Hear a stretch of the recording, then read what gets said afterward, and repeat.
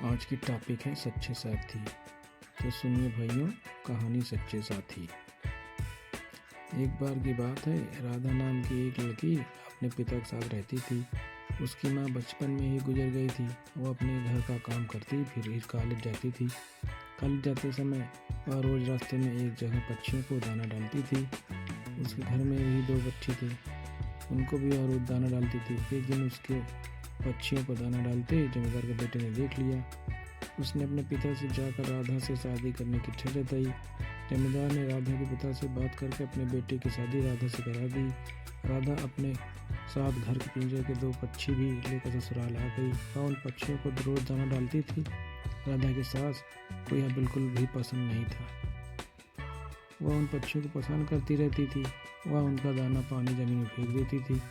एक दिन राधा की सास ने पक्षियों को पूरा भी जमीन पर फेंक दिया। उसे यह करते हुए राधा ने देख लिया। राधा ने मना किया तो उसकी सास ने राधा को ही डांट दिया। इन सब बातों से राधा परेशान रहने लगी। एक दिन राधा के पति ने परेशानी का कारण पूछा तो उसे सारी बात बता दी। उसके पति ने राधा को पक्षियों की भलाई के लिए उसको पार्क में छोड़ने की सलाह दी।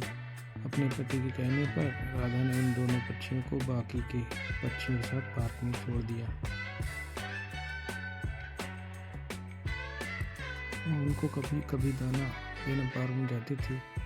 अब सभी पार्क के पक्षी राधा के अच्छे मित्र बन गए थे। पक्षी अब राधा के घर पर भी जाने लगे। राधा की सास को जब यह पता चला तो वह गुस्सा आ गई। वह राधा को उसके मायके छोड़ने के लिए उसको साथ लेकर गई। रास्ते में कुछ चोरों ने राधा की सास गहने चुराने की कोशिश की। तभी राधा के पक्षियों ने आकर चोरों पर हमला किया, जिससे चोर भाग गए। इसके बाद राधा और उसकी सास घर लौट आए। अब राधा की सास को सोच पक्षियों के प्रति बदल चुकी थी।